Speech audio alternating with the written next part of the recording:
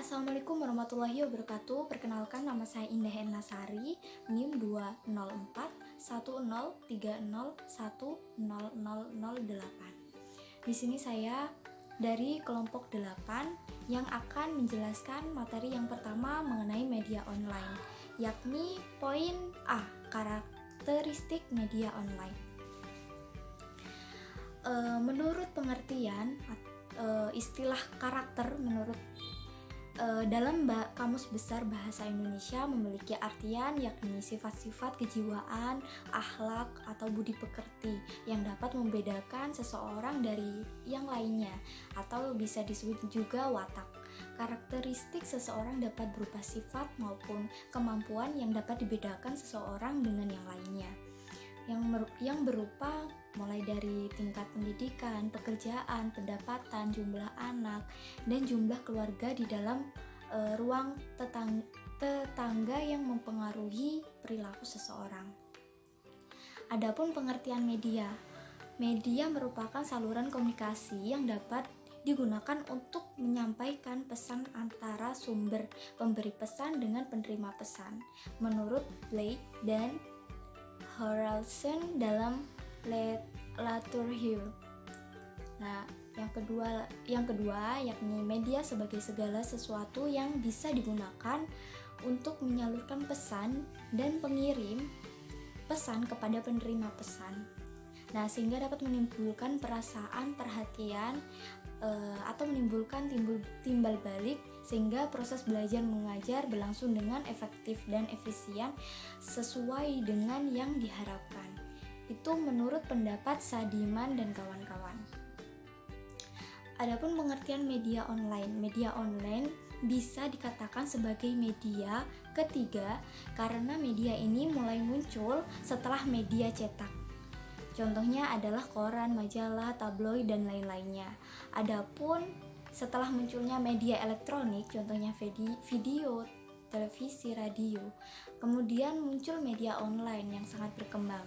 Ini juga merupakan produk jurnalistik online atau cyberjournalism yang sudah diproduksi lalu didistribusikan dengan jaringan internet melalui situs website yakni Wikipedia. Adapun karakteristik media online.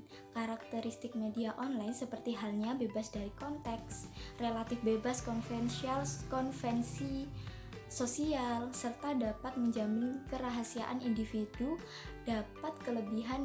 Itu menjadi kelebihan dari media online. Tutorial online, assessment online, dan pemberian umpan balik online, misalnya saja oleh guru maupun dapat diberjalankan dengan baik dengan konteks bebas dengan relatif bebas. Konveksi membuat pendengar ataupun contoh misalnya siswa WA dapat memberikan penjelasan, bertanya, menyampaikan informasi kepada semua halayak. Adapun kelemahan yang dapat timbul dari media online yakni seperti menimbulkan rasa bersaing antara pihak A dengan pihak B, kemudian diakibatkan terlalu banyak berinteraksi dengan komputer yang dapat memberikan pengaruh negatif akibat informasi yang bersifat memprovokasi atau porno dan radikal. Baik, untuk materi yang kedua akan dilanjutkan oleh teman saya.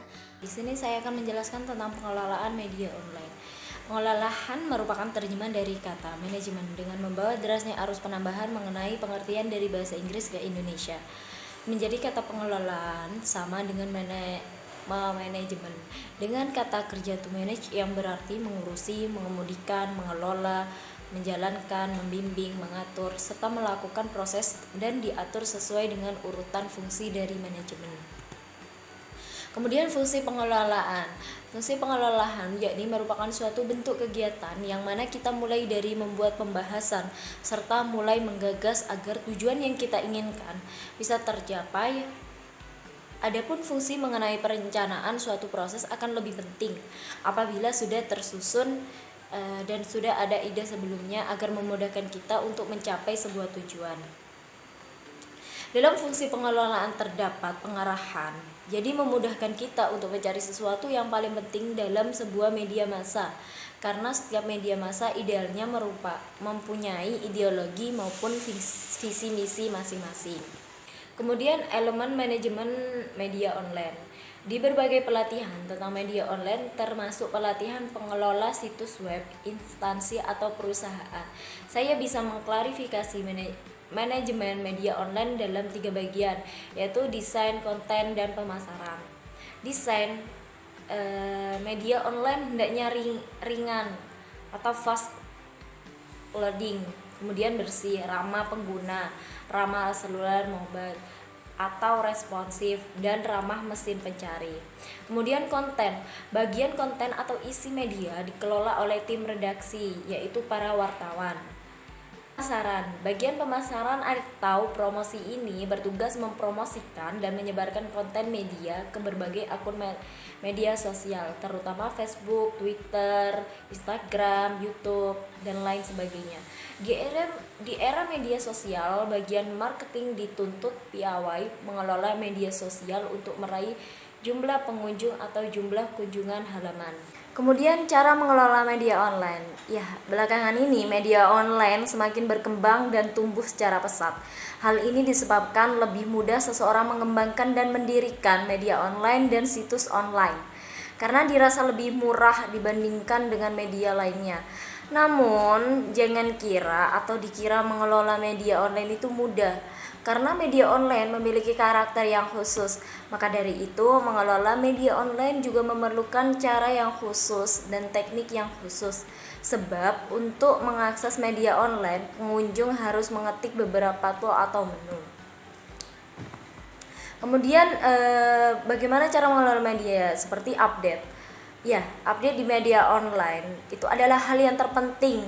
Namun seringkali terlupakan oleh pengelola media online ini dalam perihal update berita, yang mana saat ini berita semakin banyak dan membahas hal-hal yang terbaru, yakni seperti berita mengenai pendidikan, kesehatan, dan berita yang ada di tengah-tengah masyarakat yang saat ini mereka alami, seperti pandemi COVID-19. Baik, terima kasih. Saya akan menjelaskan tentang operasionalisasi media online. Pengertian operasionalisasi. Pengertian operasional merupakan adanya sebuah konsep yang memiliki sifat abstrak, yakni sebagai memfasilitasi terhadap pengukuran suatu variabel, atau secara operasional bisa diartikan untuk sebuah panduan ketika akan melakukan suatu pekerjaan atau kegiatan penelitian. Operasional adalah salah satu sebuah alat penelitian karena merupakan salah satu fase dari proses pengumpulan data. Tujuan definisi operasional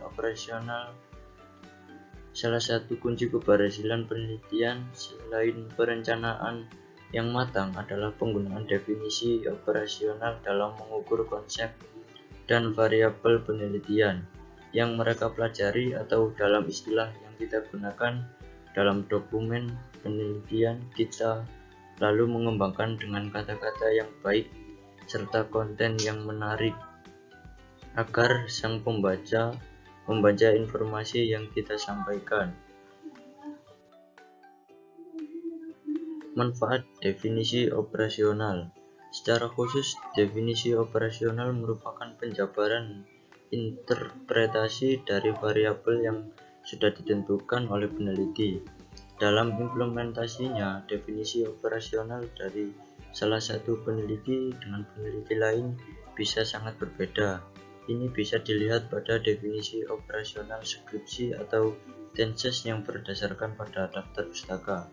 Mengurangi definisi operasional variabel pada suatu penelitian adalah sesuatu yang esensial, dikarenakan agar kita ketika mencari pengumpulan data, peneliti tidak melakukan kekeliruan. Kekeliruan yang dapat terjadi adalah data akan menjadi biasa atau berbelok arah. Kekeliruan bisa digunakan dalam penentuan instrumen penelitian yang tidak tepat, seperti kekeliruan bisa digunakan dalam penentuan instrumen penelitian yang tidak tepat serta pembuatan pertanyaan penelitian yang tidak konsisten. Terima kasih untuk Kesimpulan, media online bisa dimiliki dan diperoleh semua orang. Begitu mudahnya bagi seseorang memiliki media online membuat semua orang tidak bisa kreatif.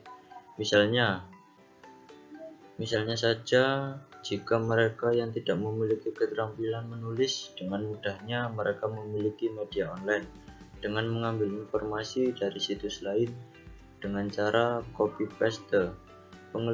Pengelolaan merupakan persamaan dengan manajemen yang memiliki arti pengaturan atau pengurus. Adapun pengelolaan dapat disebut sebagai suatu daerah pekerjaan atau usaha yang dilakukan oleh sekelompok orang untuk melakukan serangkaian pekerjaan untuk mencapai tujuan yang diinginkan oleh kelompok tersebut. Manajemen melingkupi kegiatan untuk mencapai sebuah tujuan dan dilakukan secara individu, lalu memberikan upaya yang baik dengan tindakan-tindakan untuk menetapkan dan dipergunakan ke depannya.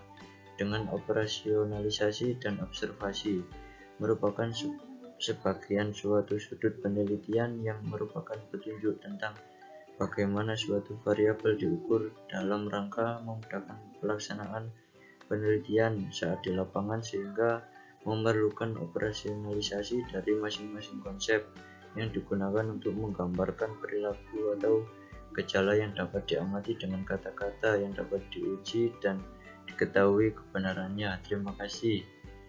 Saya kembalikan ke moderator.